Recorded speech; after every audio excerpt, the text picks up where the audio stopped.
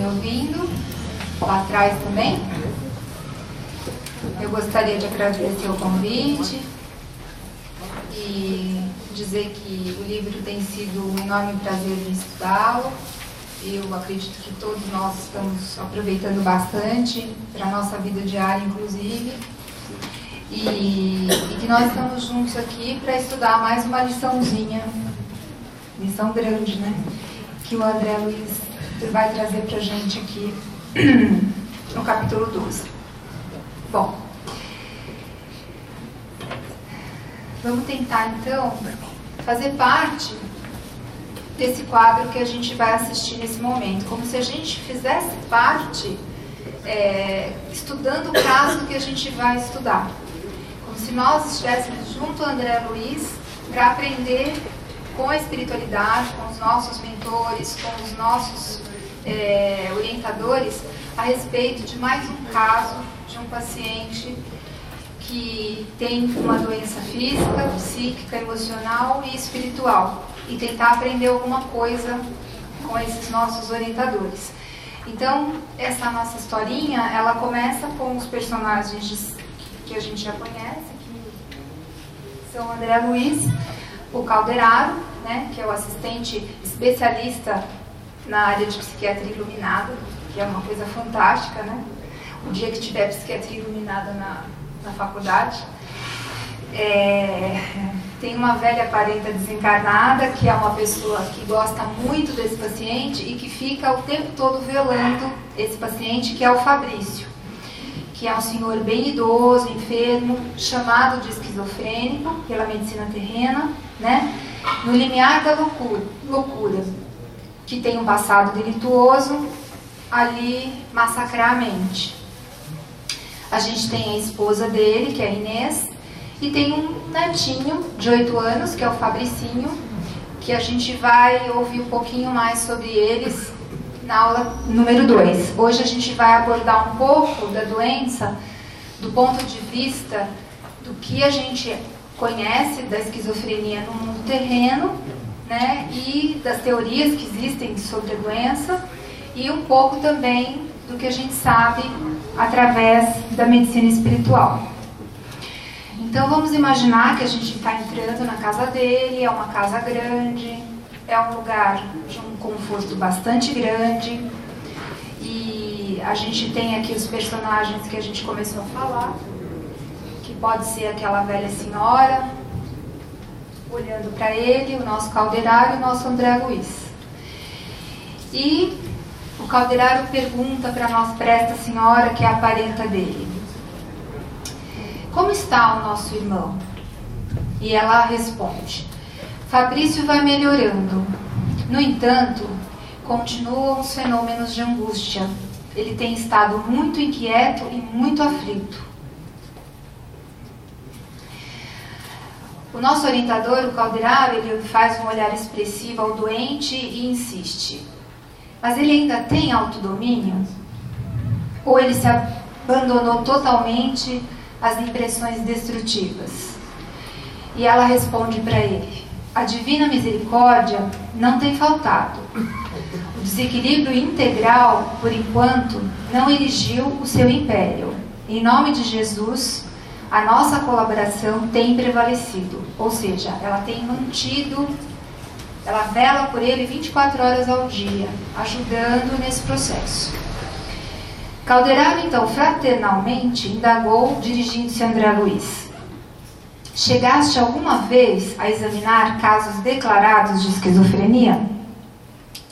E ele mesmo responde: este ramo ingrato da ciência, que estuda a patologia do espírito, declarou o companheiro, compreendendo a minha incipiência, e há muito tempo campo de batalha entre fisiologistas, ou seja, na Terra já existia se a esquizofrenia teria uma origem fisiológica, ou seja, do próprio corpo do indivíduo, ou uma origem psicológica. Então existe uma discussão muito grande, isso falando na década de 40, naquela ocasião.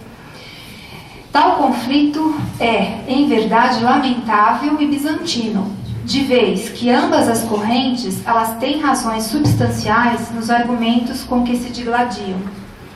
Somos, contudo, forçados a reconhecer que a psicologia ocupa a melhor posição, por escalpelar o problema nas adjacências das causas profundas, ao passo que a fisiologia analisa somente os efeitos e procura remediá-los na superfície. Ou seja, você dá um medicamento para tratar não o que causa a doença, mas os efeitos que a doença causa. Então, o indivíduo fica ansioso, você dá um ansiolítico. O indivíduo tem uma crise de loucura, você dá um antipsicótico. Então, na verdade, você não trata o porquê que ele ficou doente ou porquê que ele está num processo de angústia, deprimido. A gente trata o efeito da doença, né? Então, primeiro, a gente vai falar sobre um grande psicólogo, né, que veio depois de Freud, que foi Jung, né, que ele fala que a investigação da esquizofrenia constitui uma das tarefas mais importantes da psiquiatria futura. Ele já falava naquela época, né? O problema encerra dois aspectos, o fisiológico e o psicológico, pois, como se pode perceber, é uma doença que ela não tem uma explicação sozinha. Então, o que acontece do ponto de vista médico, a nível mental, né, com o indivíduo? Ocorre uma dissociação grave, ou seja, uma quebra da personalidade, como se fosse um espelho, que é essa foto que está mostrando aí. Existe uma desintegração da personalidade, né? Como se uma casa normal se ruísse completamente numa explosão ou num terremoto. Então, o indivíduo, ele não consegue mais ter contato com a realidade, ele perde a noção do que é real e do que não é real. Ele perde a noção daquilo que é pensamento e aquilo que é ação. Ele começa com isso a ter alterações do próprio pensamento, alterações da própria ação, alucinações, em geral são alucinações auditivas, mas ele pode também ter alucinações visuais, né? E normalmente ela vai ocorrer entre os 15 e os 25 anos de idade. É quando se iniciam as crises, apesar que existe esquizofrenia também em crianças. Alguma pergunta?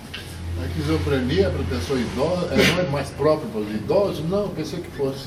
Não. A esquizofrenia ela é uma doença que normalmente ela acontece bem no início. Pelo que eu entendo, seria a partir do momento que o indivíduo começa a liberação hormonal, que é justamente onde o indivíduo tem o primeiro, até os 7 anos, né, que a gente tem a nossa, que seria a primeira infância, depois dos 7 aos 14, onde a gente vai ter a liberação hormonal e o indivíduo começa a ter um segundo momento de recordação do passado, vamos dizer assim, e começa a se integrar mais como humano, né? Não fica entre os dois mundos mais, ele está mais no mundo terreno. E ela acontece nessa faixa etária. Depois disso, são outras psicoses. No idoso, esquizofrenia, que eu saiba...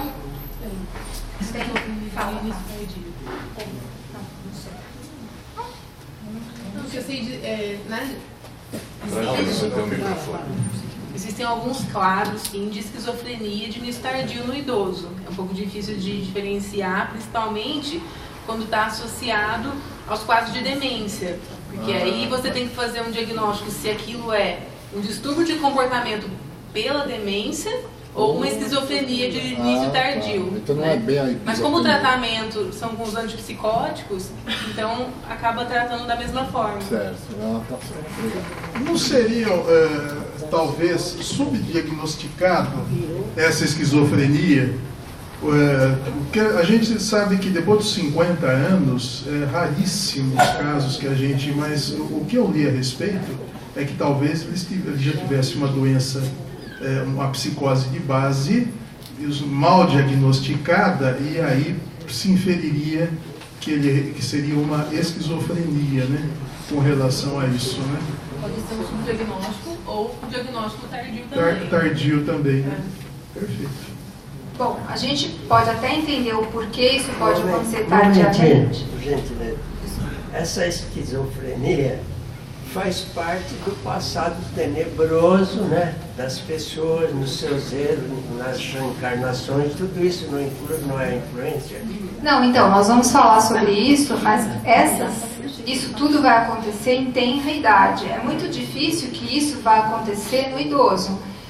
Né? Por quê? A gente vai conversar sobre isso, do porquê que a esquizofrenia ocorre. Então, justamente, vai ser na idade mais jovem que a pessoa vai ter essas manifestações. Então, no idoso, por que ela aconteceria no idoso? A gente pode até chegar a uma conclusão depois que a gente termina a aula, para conseguir entender um pouco as coisas. É possível. Quando ela se manifesta, Obrigado. ela tem idade, a tendência é durar a vida inteira ou ela tem um período de... Vamos conversar sobre isso à medida que a gente desenvolver a aula, porque a gente precisa entender, primeiro, o que é a esquizofrenia, segundo, por que ela acontece, e se realmente é esquizofrenia, porque pelo que a gente está ouvindo aqui, pessoas que começam com alterações de pensamento a terem alucinações visuais e auditivas são taxadas como esquizofrênicas e não são médiums, né? Acho que muita gente dessa sala é esquizofrênico. Então, isso nós vamos falar... momentos de esquizofrenia. Não, crises de esquizofrenia. Você está entrando na padaria e ouve o espírito falando. Não, mas tem uns que ouvem o tempo todo, desde criança. Né? Eu sou um exemplo de uma pessoa que ouvia desde criança. Então, ouvia e sentia, então eu deveria ser uma criança esquizofrênica. Não é. Né? Então, isso nós vamos falar bastante, porque é um dos pontos importantes, inclusive está no CID-10, que é o Código de Identificação das Doenças. Existem estados de transe que não são esquizofrenia. Só que os psiquiatras não falam sobre isso, também não sei porquê. Mas isso existe na medicina terrena. É descrito que você pode ter estados de transe sem ser esquizofrenia. Então vamos continuar, porque senão, né? Então vamos começar pelas causas possíveis fisiológicas. Então tem a hipótese dos benditos neurotransmissores que a gente fala a vida toda, né?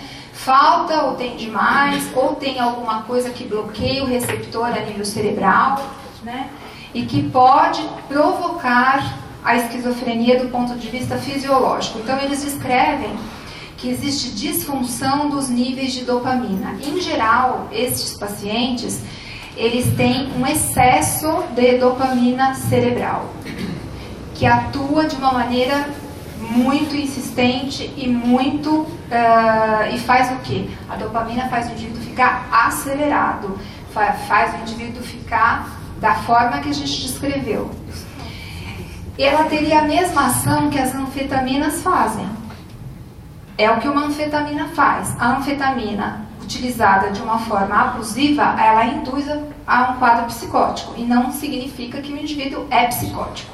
É simplesmente por uma ação abusiva na dose de anfetamina. Ou seja, êxtase é um tipo de anfetamina. Então você pode ter um garoto que vai numa rave, toma um êxtase e tem uma crise psicótica e não é esquizofrênico. Mas você também pode ter um esquizofrênico que já tem tendências à doença e que através de uma droga possa ter a primeira crise de esquizofrenia. E nós podemos ter médiums que com o uso da droga também possam ter mais crises de ver mais, ouvir mais e sentir mais, e não são esquizofrênicos. Então nós estamos diante de situações bem difíceis, no sentido de diagnóstico. Ok? Todo mundo acompanhou? De conceituação, então, de você Tá? conseguir delimitar o que é. Então a grande dúvida que a gente fica é: quem é esquizofrênico? Quem é esquizofrênico sob a ação de um obsessor? Quem é médium? Quem é médium sob a ação de um obsessor? Quem é usuário de droga?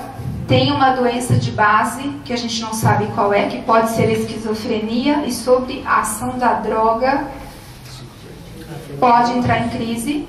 Quem é médium, que sob a ação da droga pode entrar em crise. Então a gente tem várias possibilidades, ok? A característica de cada um, do esquizofrênico, é variável ou é sempre a mesma? todos os quadros que eu descrevi são muito semelhantes. Todos entram em crise, todos perdem a correlação do que é real e o que não é real. Todos podem se manifestar de maneira agressiva, né? Então, assim, é uma crise de loucura. Ah, tá. Independentemente do tipo que eu descrevi. E talvez uma das dificuldades que a gente tenha seja conseguir diferenciar cada um dos casos. Da mesma maneira, existe um déficit ou uma deficiência da serotonina cerebral, que é uma outra possibilidade. Aí a gente descreve que o LSD pode fazer isso em indivíduos normais. Ou seja, eu uso o LSD, eu tenho uma desrealização ou eu tenho uma despersonalização do indivíduo. Ele passa a não reconhecer mais o que acontece em volta dele. E ele tem experiências semelhantes a um esquizofrênico. Ele vai ter alucinações visuais, ele vai ter alucinações auditivas, ele vai achar que estão perseguindo ele, e etc. Pelo uso da droga. E tem essa outra possibilidade que tem a ver com esses receptores glutamatérgicos.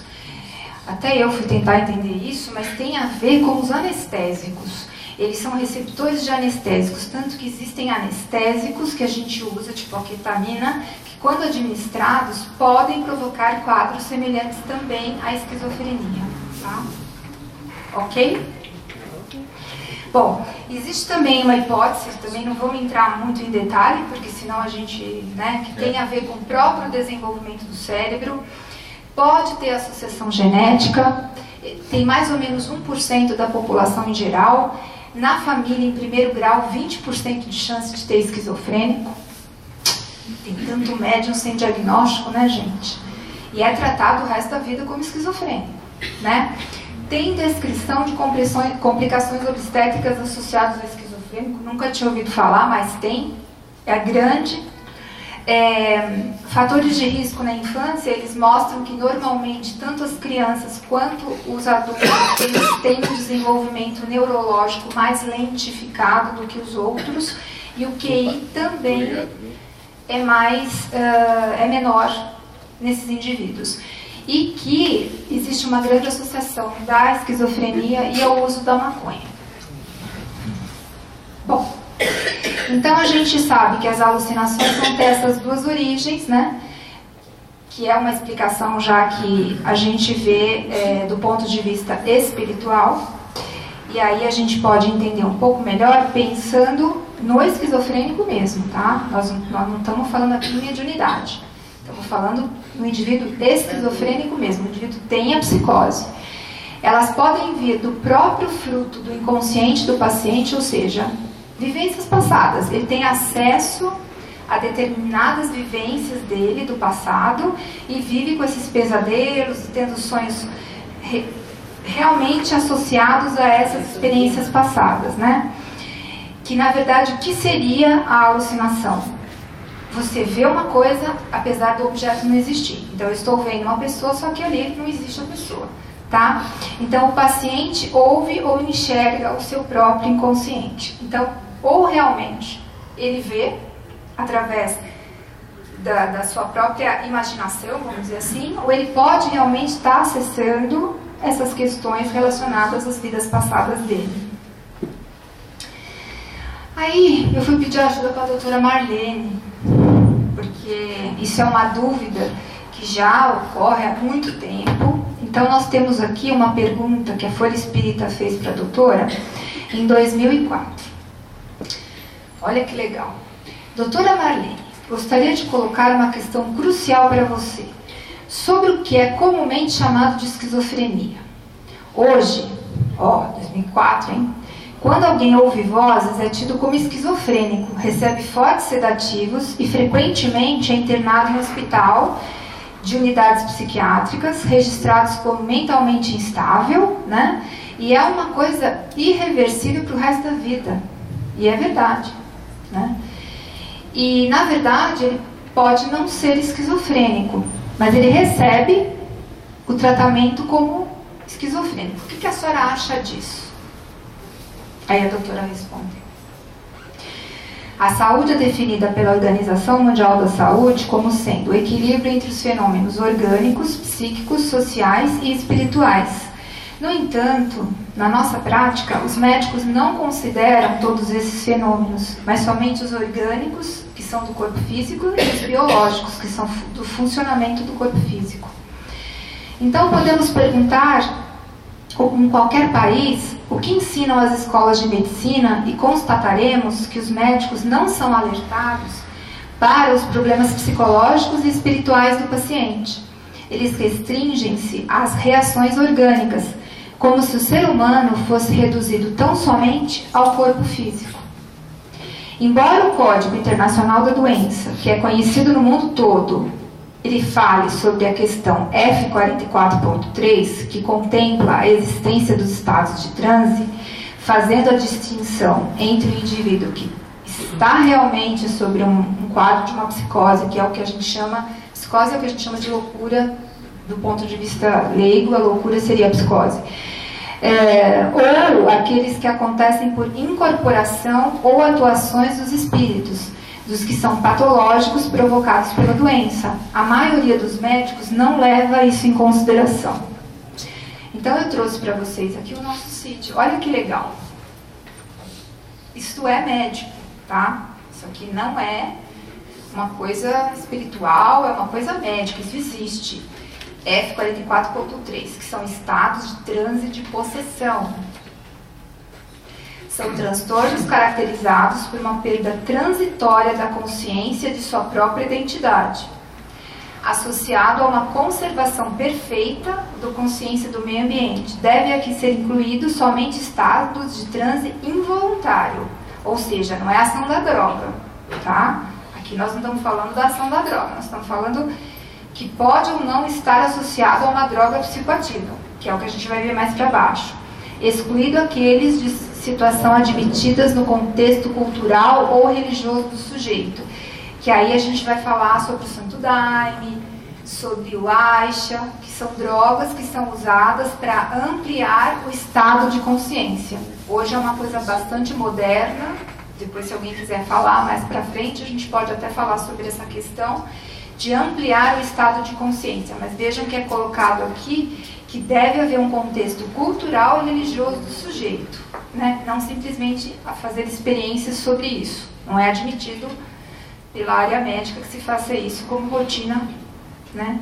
Porque pode induzir, inclusive, a esquizofrenia, tanto do ponto de vista de quem tem uma psicose e que não foi diagnosticada, como aquele que é médium e não sabe que é médium, né? Então, tem que tomar cuidado quem utiliza esses medicamentos, né? Que são medicamentos, são drogas, né? E aí, a gente vai excluir a própria esquizofrenia, a intoxicação por uma substância psicoativa que muda, no caso de um uso de uma droga que a gente já comentou, que foi o LSD, ou até uma anfetamina, uma síndrome pós-traumática, pode acontecer, essa alteração orgânica da personalidade e quadros psicóticos agudos e transitórios. Só é interessante ressaltar que quando ele coloca no texto excluídos aqueles de situações admitidas no contexto cultural religioso do sujeito, para ressaltar que o CID desconsidera as situações como transtorno, como doença. Isso não seria considerado doença, então médium na casa espírita não é um doente. Não é doente. Se a gente acredita nisso, isso é uma coisa importante. Bom, bem lembrado. Uma vez que por isso que o psiquiatra ele tem que admitir qual é a escolha religiosa do indivíduo. Uma vez que eu me digo espírita, que eu pratico o espiritismo e eu me considero médium de uma casa espírita, eu não sou doente. Perfeito. Todo mundo entendeu? Difícil, né? Bom, aí tem uma questão. Pode ser doente médium? Pode. Mas aí, nós vamos continuar estudando, porque nós estamos no caminho de tentar descobrir quem é o quê, né, na casa espírita. Mas aí lembra-se do contexto do conceito da MS de saúde, né? É o estado é o bem-estar, né? Se é um médium que goza de bem-estar espiritual, é um médium equilibrado, está em plena função das suas atribuições, entendeu? Mas tem um médium desequilibrado que, de certa forma, seria considerado um médium doente. A gente não vai entrar muito nisso nessa aula, porque, na verdade, a gente estudou isso essa semana, porque a gente tratou essa semana sobre suicídio e loucura. E dentro daquilo que a gente estudou, o médium tem questões anímicas pesadas, que ele acredita que são reais. E aí, a distinção entre mediunidade, animismo, mediunidade, obsessão, mediunidade e transmissão, ele pode achar que está recebendo o mentor dele sem animismo. Então, a nossa questão aqui é muito séria, porque nós recebemos pessoas de todos os tipos e nós já tivemos pacientes com doença psiquiátrica, médiums e com reações anímicas e que acreditavam que tudo o que acontecia com eles era por obsessor e não era. Então, a gente realmente é caso a caso, é situação a situação. Existem algumas diferenças entre eles? Existem, mas existe a possibilidade de todas essas questões. Só que um psiquiatra que não tem o conhecimento, vamos dizer, do ponto de vista do estudo do espiritismo na sua profundidade, talvez não tenha esse entendimento. E talvez não chegue a isso, até acho que seja verdade, que ele recebe talvez Bezerra de Menezes e não seja Bezerra de Menezes. E ele esteja muito feliz e a casa onde ele trabalha também acha que sim. Alguma pergunta? Algum comentário? Não, pode ser fascinação também. É fascinação, não deixa de ser. Então, veja, é tanta coisa, você pode ter fascinação, mas a gente teve casos de animismo mesmo. A pessoa não tinha nada de obsessor. Ela realmente achava que estava incorporada, vinha, trabalhava na desobsessão, foi orientada a parar a desobsessão, porque era anímico, né? E, então é muito difícil. E ela tinha uma doença psiquiátrica. Difícil separar. Né? E aí a doutora continua. Quanto ao exemplo referido por você, nós realmente nos constrangemos, ficamos muito tristes com a conduta dos colegas que habitualmente rotulam todas as pessoas que ouvem vozes como psicóticas e tratam-nas com medicamentos pesados pelo resto da sua vida. Ficamos penalizados com essa situação porque existe uma porcentagem de pessoas que são consideradas psicóticas e na verdade são médiums, né? Então, o que ela acha importante e que nós, como médicos espíritas, temos que nos preocupar com a história da moléstia atual, que deveria constar também sintomas relacionados às nossas questões psicológicas, às nossas questões espirituais, né? Para que a gente pudesse, dessa forma, fazer uma distinção entre as duas coisas, né? E no caso da obsessão espirítica, né? E ela acredita, né, que só quando a gente tiver uma medicina que leve em consideração o ser integral, espírito e corpo, que é a medicina da alma, é que a gente vai ter a possibilidade da abertura para entender quando se trata de um ou outro caso. Inclusive, essa é uma das questões que incomodam profundamente a nós médicos e médiums, né? Porque nem sempre vai ser muito fácil para algumas pessoas que talvez não abracem ou não acreditem realmente na mediunidade, ou o que um paciente falaria ao ver um de nós, por exemplo, no centro espírita dando passividade a um espírito obsessor, né? São questões que, de tanto preconceito, né, e de tanta, vamos dizer, que vem com uma sobrecarga tão grande, que se você realmente não tiver uma posição e não acreditar naquilo a que você está se propondo, você pode ser colocado em situações bem difíceis, até do ponto de vista do exercício da medicina terrena, falando de um médium ostensivo, psicofônico, né? Aí a questão de o médico ter um conhecimento que o paciente ou O doente, no caso, ainda não vem a ter, mas ele pode, na evolução, chegar a ter esse conhecimento e entendimento. E daí ele não vai ser classificado como um doente. Pelo CID, não. Bom, Mas Pelas pessoas. Sim. Porque, na verdade, existe um desconhecimento, mas isso é uma coisa que não se fala. Quem lê isso ou quem fala sobre isso? Quem estuda sobre isso e está interessado, né? Porque a maioria, inclusive de colegas, acham isso tudo uma balela, uma besteira. Dá um psicótico logo, E acabou. sossega o leão. Acalma, acalma qualquer pessoa. Não teve o papel importantíssimo dos hospitais psiquiátricos espíritas, né? Não, é só uma coisa que o pessoal aí pode me ajudar, os mais antigos da casa. Eu esbarrei um livro na Saraiva e estava lá. Não comprei na hora, olhei, dos hospitais espíritas que recuperavam muito mais doentes, em termos estatísticos, até do que quaisquer outros. Porque tinha uma abertura para considerar a questão não só do ponto de vista fisiológico, como você colocou muito bem. Então, existem os elementos psicológicos e espirituais. E aí a pessoa tem uma outra abertura para poder avaliar. Tem 2 hospitais, né, que são conhecidos. O de Itapira, né, que há 50 anos ele faz isso. Eu tive a oportunidade de conhecê-lo, inclusive pessoalmente. O Hospital Espírita de Porto Alegre também trabalha nessa linha, mas são poucos ainda, né, que tem esse tipo de visão. Eu frequentei o Hospital Espírita de Marília, que eu fiz faculdade em Marília. E lá tinha a ala feminina e a masculina. O meu professor da ala feminina, ele era espírita.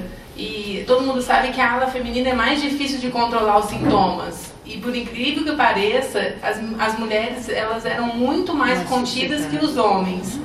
E meu professor, que acompanhava a enfermaria masculina, ele não acreditava em nada de espiritismo.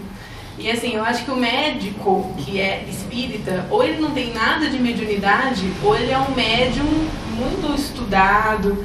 Porque assim, eu tive sempre muita dificuldade de lidar com essa mediunidade até hoje. E eu lembrei disso agora. Um dia eu estava na enfermaria masculina e eu vi uns ratos.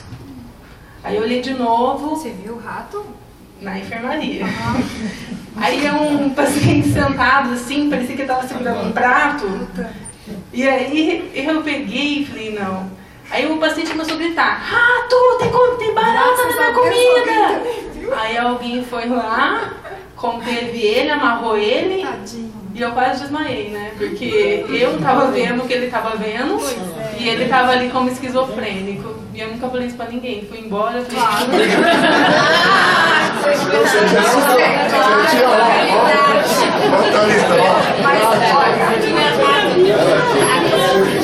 Gente, eu já fui a um psiquiatra, foi uma avaliação. Aí a minha amiga Thalita falou pra mim, você me perguntou, amiga Thalita, estão fazendo a aula em dupla. Mas amiga, você contou para o psiquiatra que você ouve vozes? Você tá louca? Isso é uma coisa de fórum íntimo. Ninguém tem que saber essas coisas. Mas por esse relato a gente vê como o rótulo, né? Como é que ele tem efeito. Eu ainda fico com a antipsiquiatria do Basalha, né? Na década de 70. Fórum íntimo. Muitas... Não é coisa para contar para qualquer pessoa. Não é brincadeira. Tá. E uma outra coisa interessante também. Ô, doutora, dá licença um segundo. A melhor terapia para esse tipo de doenças não seria os passes magnéticos? Ah, sim. Nós vamos falar sobre isso na outra aula. A de tratamento, por enquanto a gente só está investigando. Veja bem, está tudo ligado ao nosso passado tenebroso. Então vamos chegar nesse ponto. O senhor sabe que o passe não vai evitar ouvir e ver. Não, mas ele alivia, né? Então, mas Pode se for médico de trabalho, vai aliviar. Então, na verdade, ele faz parte do tratamento, mas ele resolve em algumas situações, em outras não. Inclusive acentua em algumas situações, né? Obrigado. Mas o tratamento a gente vai falar ainda não vamos chegar no tratamento, porque nós ainda estamos investigando, hein, gente?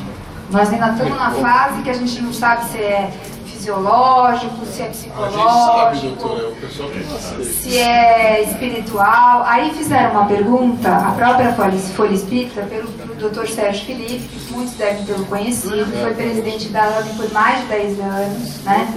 E ele estuda muito a pineal, e perguntaram para ele, mas doutor Sérgio, como é que a gente diferencia, né, o psicótico da obsessão espiritual? E ele deu uma sugestão aqui, que a gente tem que acolher, ouvir e prestar atenção. A melhor questão seria a prova terapêutica, só que aí eu vou questionar, porque a prova terapêutica ela vai funcionar tanto no esquizofrênico como no médium. Porque eu já ouvi colegas de profissão falarem, eu vou tomar uma quetiapina e de repente melhora esses sintomas, e melhora, gente. A gente sabe disso. A gente vai dar um ansiolítico para o médium, a gente vai dar um antipsicótico para o médium, ele vai melhorar as visões. Porque vai, né, ele vai causar um torpor, que a gente chama. Né? Então, na verdade, ele vai melhorar no médium também. Só que, às vezes, além disso, né, a gente tem a questão obsessiva. Aí, na questão obsessiva, por mais remédio que você vá dar para o indivíduo, você alivia os sintomas, mas você não consegue cessar completamente a sintomatologia. Aí, nesse caso, a psiquiatria deveria ter consciência de que essas manifestações podem ter origem anímica ou não, ou seja, do próprio indivíduo ou ser uma obsessão externa, né?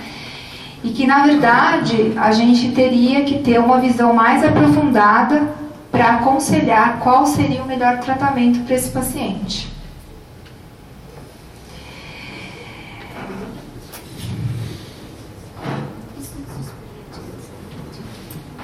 Bom, aí continuando um pouquinho no livro, só para confundir a gente, os dois mentores espirituais, porque a gente está falando de esquizofrenia, e eles resolveram mudar de tema. Aí ele fala assim, o André Luiz, sabe, Calderaro, auscultei o íntimo do nosso paciente e achei que o cérebro tinha anomalias estranhas, manchas sombrias. E eu acredito que estamos diante de uma neurastenia cérebro-cardíaca. Jesus Cristo, que é isso? Aí o Calderaro fala, brilhante diagnóstico. Eu falei, gente, como assim? Ele é um esquizofrênico que está sofrendo um quadro de uma neurastenia cérebro-cardíaca. Aí ele ainda fala assim, temos que lembrar da tal da doença do Krishaber, que tem características muito especiais e que a gente tem que estudar sobre isso. Eu falei, vamos lá estudar então sobre essas doenças. Bom, a primeira pessoa, eu estou falando agora do ponto de vista de história médica psiquiátrica, tá? Porque eu aprendi muito com essa aula. Esse Krishaber, em 1873, ele descreveu esses casos, olha só, ele achava que isso estava relacionado com a modernidade. Em 1873, gente. A modernidade estava dando o quê? Tontura, palpitação, alguém lembra disso? Tremor, sintoma digestivo, não consigo me concentrar, né? O que será isso? Aí, em 1869, alguém fala dessa tal da neurastenia, que está relacionada à civilização moderna, né? A máquina a vapor, a imprensa, o telégrafo, as ciências, as atividades mentais. As mulheres começaram a ter atividade mental, né, gente? Porque a gente não tinha atividade mental até 1870. Meu Deus! E aí, quanto mais a civilização está ficando moderna, mais a civilização está ficando maluca, né? E aí, o próprio Freud fala da tal da neurose da angústia. Então, além dele ser esquizofrênico, ele tinha uma neurose de angústia. Resumindo, ele tem uma síndrome do pânico. Então, na verdade, além dele ter todas essas manifestações, ele tinha, junto com isso, um descontrole dos próprios...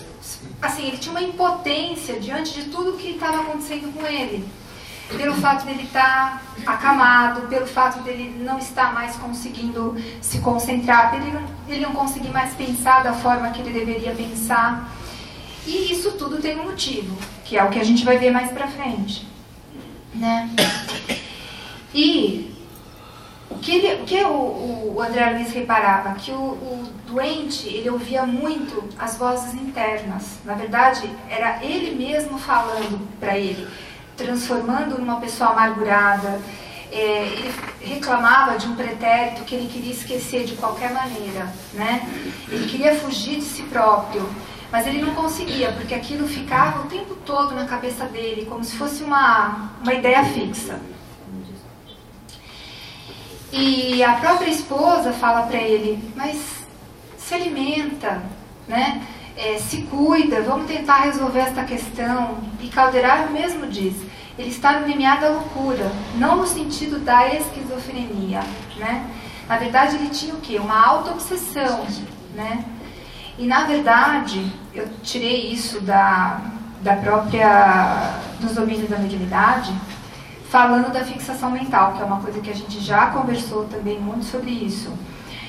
Devido à invigilância moral, né, e os descaminhos que a gente acaba cometendo na vida, isso acaba gerando grandes angústias no ser humano, né, e que, na verdade, o indivíduo fica rememorando, principalmente relacionadas às questões do nosso passado tenebroso.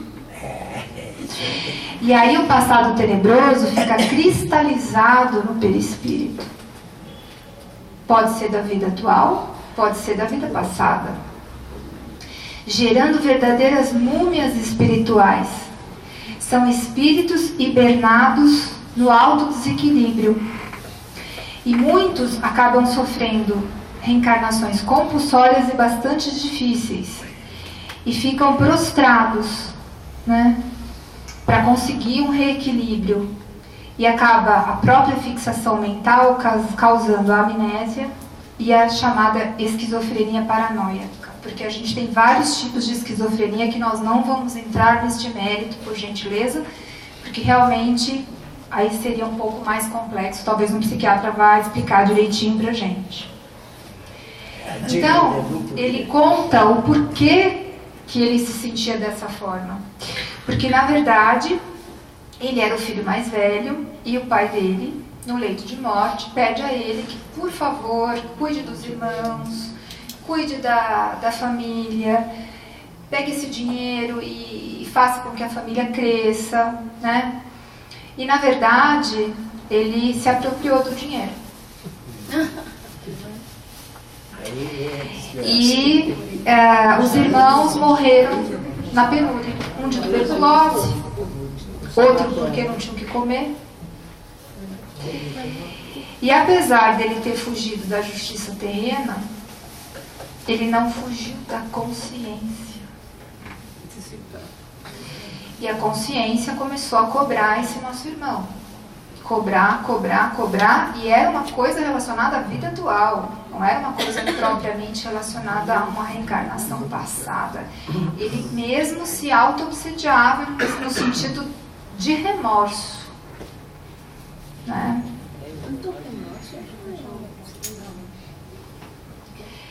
E aí, de tanto remorso, de tanta culpa, ele lesou o aparelho físico, né?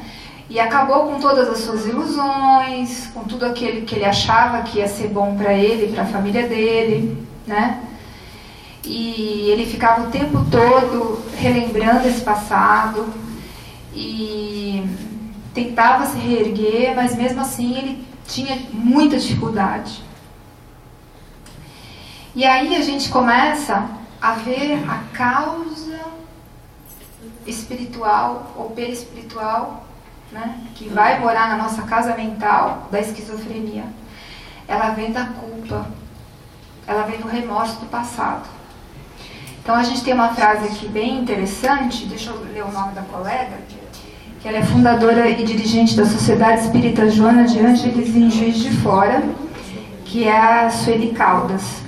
Ela fala que sejam quais forem os fatores que propiciam a instalação da esquizofrenia no homem, Sabe-se que o espírito culpado é o responsável pela alienação de que padece o corpo, sendo as suas causas atuais consequências diretas ou não do passado. Ou seja, pode ser da própria vida ou pode ser da vida do passado. Talvez a esquizofrenia do idoso venha disso.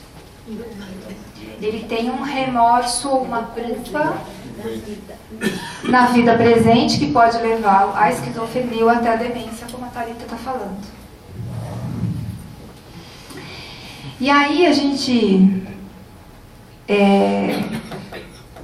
para relembrar uma conversa gostosa da doutora com o Chico, ela pergunta para ele, isso em agosto de 1954, tá? Lições de Sabedoria, capítulo 58. Ela fala com o Chico. Por que razão a esquizofrenia surge na idade infantil ou mesmo depois da puberdade, quando a vida da criatura começa a desabrochar em plenitude de esperança doméstica?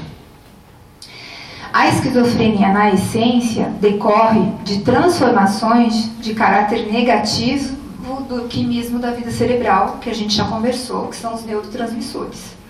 Esse problema, no entanto, ele procede da vida espiritual. Ou seja, o próprio perispírito muda o quimismo cerebral, certo? Antes do processo reencarnatório, a gente transfere conosco para o mundo espiritual o problema da culpa que tenhamos instalado dentro de nós. Muitas vezes sofremos condições de vida que podemos chamar de vida purgatorial no outro mundo, mas somos devolvidos à Terra mesmo, aos núcleos habitacionais em que nossas culpas foram adquiridas, e muitas vezes trazemos conosco o problema da esquizofrenia. Quando o processo de esquizofrenia está muito violento, ele pode se manifestar inclusive na própria criança, mas na maioria dos casos ela aparece depois da puberdade ou logo após a maioridade física da criatura. É um problema decorrente de nossos débitos no campo espiritual das nossas vidas. Aí eu fiquei pensando, né, gente? Porque eu não queria acabar assim, de uma forma tão negativa. Por quê? Porque eu acho que a gente tem, não é que a gente não deva refletir sobre a nossa vida, mas existe uma questão da culpa que a gente carrega, principalmente o espírita, e que eu acho que a gente podia mudar essa palavra para libertação. Talvez nós precisemos rever as nossas questões e nos libertarmos dos velhos hábitos, mas não de uma forma de culpa, mas de uma forma de libertação. E aí vem uma grande questão que eu gostaria que todos refletissem, que é o auto-perdão. Porque nos mandamentos ninguém falou que a gente tem que perdoar os outros e não perdoar a si mesmo. E eu vejo muita gente perdoando aos outros e não perdoando a si mesmo, querendo resolver a vida dos outros e não resolvendo a vida própria. Querendo que pessoas ao seu redor se tornem inteiras e se destruindo, né? E ficando doente, porque uma hora a gente lesa o corpo físico. Porque a gente sabe que pensamento, ele existe e ele pode ser para o bem ou para o mal. E a energia existe. E ela fica plasmada no nosso perispírito por séculos. Séculos. Né? Então, eu trouxe esse pensamento, né, esse mandamento, para que todos reflitam em casa e pensam o quanto a falta do perdão, pela falta e pelo desconhecimento, né, do que isso poderia provocar nesse irmão, acabou causando a ele. E o sofrimento todo porque esse irmão está passando. É isso aí. Semana que vem mais. O final da história, e a gente vai falar um pouquinho sobre algumas vivências que a gente tem, alguns casos que a gente teve aqui com o nosso mentor e o tratamento. Obrigada.